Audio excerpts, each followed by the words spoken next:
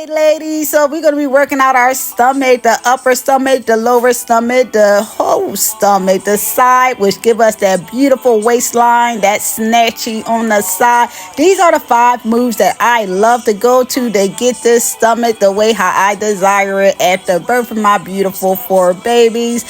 So anyway, I don't want to make this talking long because I want us to focus on our core. Hold that stomach in tight. Do not forget to breathe. Do not hold your breath because sometimes we tend to do that.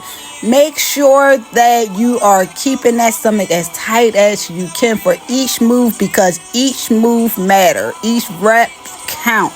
They really do. So you want to make sure to get the most out of it is to hold that core in tight. Hold that stomach in tight, that belly, that tummy, whatever you want to name it. So, and make sure that you rest in between. Stay hydrated, you guys. I cannot stress this enough. Make sure you drink plenty of water and we must rest. I know it's not easy at times, but try to rest so you can recover those muscles, okay? Make sure that you are breathing, inhale and exhale. Do not hold your breath. All right, you all, do not forget to like, share, and leave a comment at the bottom. Let me know which workout you like the best, which workout that is best for your abs that you feel like you love to go to.